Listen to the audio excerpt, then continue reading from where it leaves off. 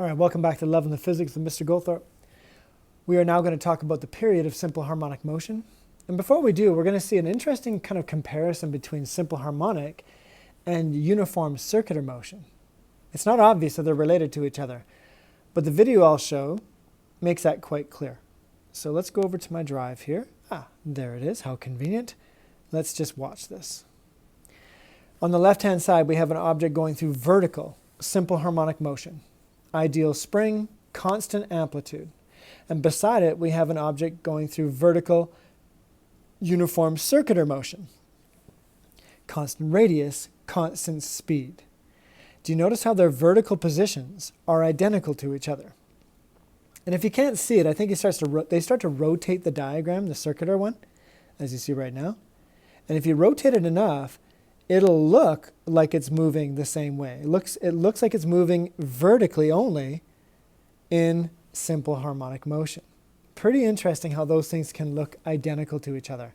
And that's going to be the key for finding the period, as we'll see right now. Okay, let's go back to our lesson now. All right, so this is what we're seeing in the diagram right below, is we actually have, first of all, the cart that's attached to a spring. It's kind of going back and forth in simple harmonic motion. Okay, so that's what it's doing. And then below it, we have an object going through uniform circular motion. And what a really important thing to compare these two. I'll just choose a color that's going to make this thing pop. Can you see that the distance from equilibrium to maximum extension, for example, this distance right here is in fact the amplitude of oscillation. And if we relate it to the corresponding uniform circular motion, which is from here to here, you'll see that that represents the radius of the circle. So the radius of the circle is equal to the amplitude of oscillation. That's going to be very important when we do our derivation. Now, I want to make sure you guys are comfortable with the fact that they are in fact quite similar. So let's do that first. On the top one, let me just walk you through this one briefly. We're going to take a look at things like position, velocity, acceleration for simple harmonic motion on the left and uniform circular motion on the right. Let's start with the left. Now, if we deal with maximum compression, if we start with, let's say, the displacement. Remember, we start at equilibrium, which is right there. And then from equilibrium, there is the displacement. Good? And we call that displacement the amplitude. But notice it's going towards the right. And if we take a look at this object kind of in the very center, if we relate it to the center, you can see that this is in fact the horizontal displacement, which is in fact the radius. But you'll notice that the radius will in fact be the same as the amplitude. But notice they're going in the same way, towards the left. Good. Let's now move on to the speed. Well, now we see the speed is equal to 0. But what about the other one? Let's imagine the other one is moving in, let's say, a counterclockwise direction. Now, at this moment, the velocity, can you see, is on the tangent. It'll go straight down. So this is the direction of v. But what we're doing is we're analyzing just the horizontal motion. Can you see that Vx would actually be equal to 0? There is no velocity on the x-axis. So, similar to maximum compression, no horizontal speed. Finally, choose a different color, and let's talk about acceleration. When we know that the force goes to the right to restore it, we get a maximum acceleration going to the right, restoring it back to equilibrium. And if you remember, for uniform circular motion, it is centripetal acceleration. So the acceleration goes towards the center. There's your AC. Can you see they match up? Amax and AC both go to the right. So they look to be the same in terms of displacement, velocity, and acceleration. Now, let's talk about equilibrium, nice and quickly. And you can, if we go through the colors here, we start with displacement. Well, we can see that now the displacement, x, is equal to, let's not going to come up very clearly. Okay, let's just get rid of that. So in this part right here, the displacement is equal to 0. And if we look at the other one, again, it's right along the midline, so it's right at the origin. So this one also has an x equal to 0. There is no horizontal displacement. Good, so far. Now we go to velocity. Well, now it has a maximum horizontal velocity. There's our v max. And down the bottom, if it's again going in a counterclockwise direction, the velocity is on the tangent. There's the v. And you can see that that is its maximum horizontal velocity and in the same direction as v max. Finally, acceleration. Well, because there's no displacement, there's no force, which means the acceleration is equal to 0. In the circular diagram, again, it's AC. AC goes towards the center. There's our AC. But notice that ACX, the x component of AC, is equal to 0, which is very much like equilibrium. Okay, I think we're convinced. They're kind of equivalent to each other in position, velocity, acceleration. Fantastic. Now we can move on and derive the formula. And the formula's derivation comes from this idea right here, that this A max has to be the same as that AC for these to be identical. And that's how we start. So we start here by saying that the A max for simple harmonic will be equal to AC. Well, we need to have a formula for A max. Do you guys remember how to derive the formula for maximum acceleration? I'll do it on the side.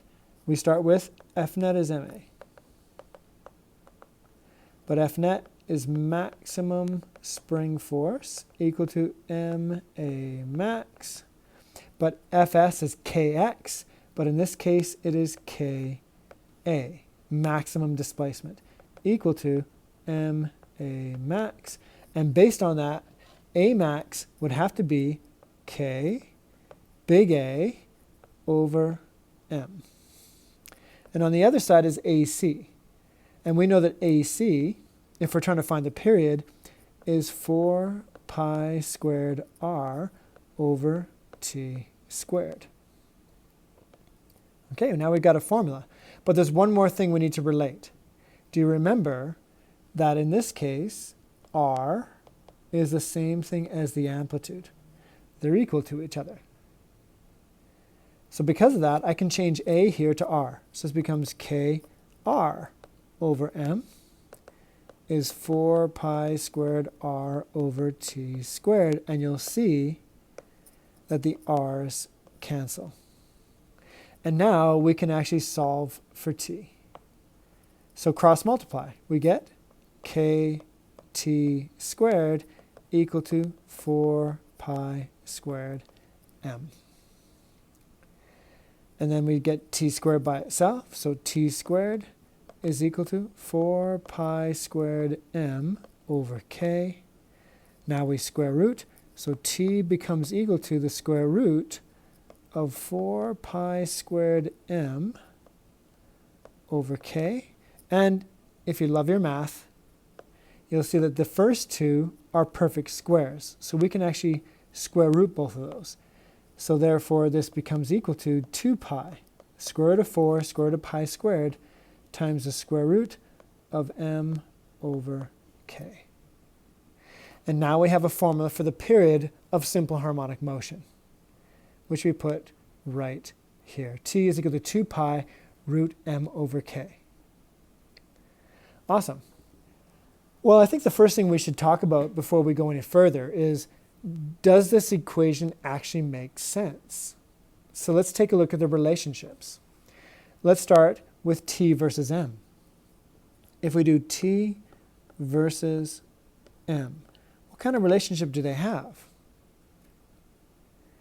Well, we can see that t is proportional to, now we get rid of 2 pi, and we're going to assume that k is constant. Well, k is the stiffness of the spring. So we're going to assume it's the same spring. If k stays constant, then t is proportional to the square root of m. It's a direct root relationship. So if that's actually the case, then here's our question. If m gets multiplied by 4, what happens to t? What do you think? Well, t gets multiplied by the square root of what happens to m. So it would be the square root of 4, or t gets multiplied by 2. Can you see? When the mass gets bigger, the period gets bigger. And we'll see that in a demonstration. But before I show you the demonstration, let's try the other relationship. Let's do t versus k. This one's a little bit harder. And this one again, assuming that m now is constant. Well, again, we have t on one side, proportional to 2 pi, we get rid of it, it's constant. M is constant, all we're left with is k. So it'll be 1 over the square root of k. We call this a inverse root relationship. But what matters most is if I say this, if k gets multiplied by 9, what would happen to t? Well, t gets multiplied by the inverse root. So we take the reciprocal for the inverse, and then root, square root of 9. Or t gets multiplied by 1 over 3. And there we go. So those are the two relationships, and I guess the key thing for this one is when k gets bigger, when you get a stiffer and stiffer spring, t gets smaller, like an inverse. So to show you that, let me do a video.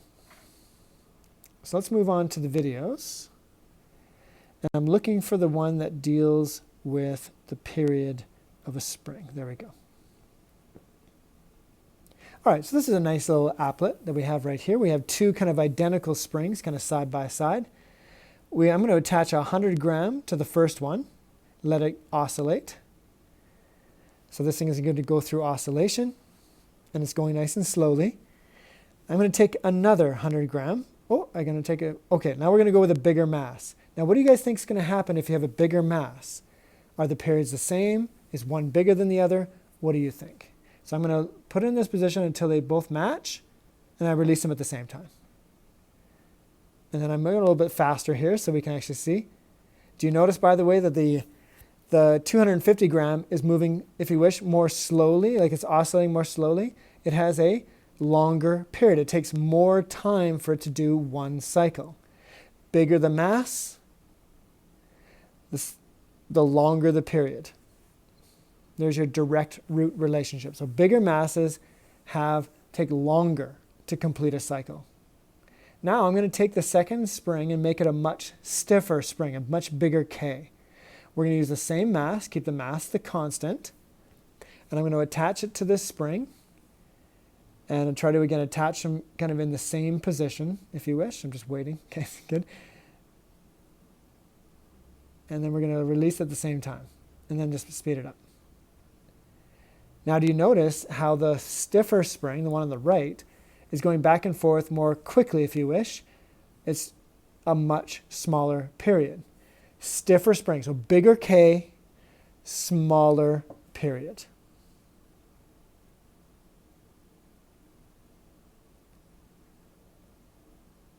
Good. Now what I'm going to do, I'm going to make one spring longer than the other, like really stretch it and then release it. And the big question is, how would they compare now if I make it a much longer spring, like much more stretched spring? Well, there's no doubt it's moving faster, but can you see that they still oscillate with the exact same period? So how much you stretch it has no effect. Amplitude has no effect on the period of oscillation. So all you can do to change the period is mass and stiffness. Nothing else has any effect. Good. There we go. So there's your video to kind of illustrate that. So we have now completed the relationships and the derivation. All we need to do are some examples. And we'll do that in the next part. I'll see you then.